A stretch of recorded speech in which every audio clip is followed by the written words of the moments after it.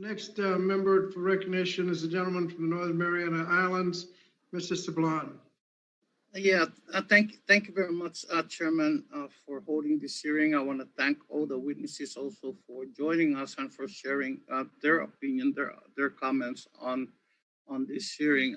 I want to take special, Mr. Chairman, I'll be bouncing between our hearing and another committee where we're having a 5-hour markup, but I'd be remiss if I don't thank Mr. Mitsui and his community college community, and of course, the people of Oregon for hosting Mariana's residents who relocated to attend school in Oregon and other parts of the mainland. And some, like my own daughter, has decided to become full-time residents of Portland. Um, um, Ms. Fajardo, I want to thank you for your resounding support of RASA. And so I'm going to follow up with a question. According to the GAO, 55% of school districts rely on local revenue as their primary source of funding for school infrastructure. Can you describe the unique challenges that high poverty schools and districts face in financing school construction projects, and how does this perpetuate inequity?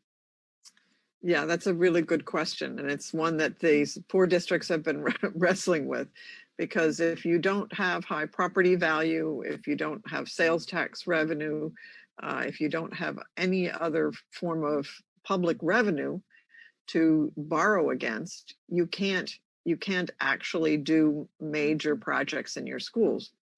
So part of what happens to these districts is, rather than having $1 million to replace a roof, they keep patching, right. But then eventually it gets so bad that it's a problem. So they really end up spending more on the maintenance side, disinvesting on the capital side, but they have little choice.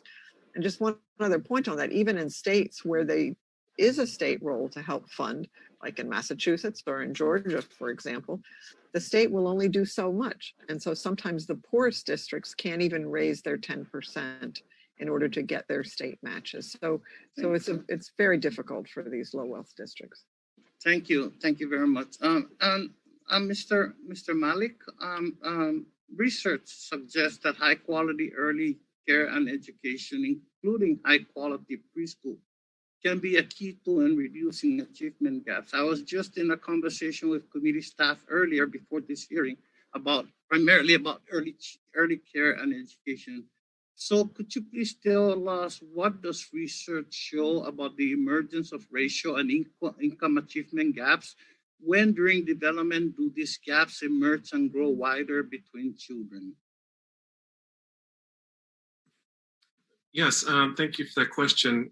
The fact is, as children enter the educational system in kindergarten, there are already well-documented gaps in their educational experience that by that point send them on trajectories towards even wider achievement gaps. There have been numerous studies that show investments in early childhood education don't just have those educational benefits, but they have provide a stability to families that lowers stress, that has a kind of cumulative benefit, that has not just those early educational benefits for children, but that stability really does produce greater long-term outcomes and the kind of safety and security that young children need economically and within the family.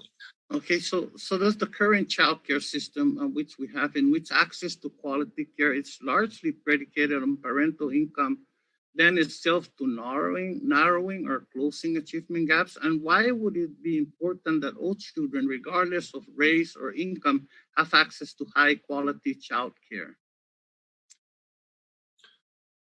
Yeah, right now we know that child care deserts disproportionately impact Hispanic Latino communities. Unlike my district in the islands, the territories. And very, very much so there.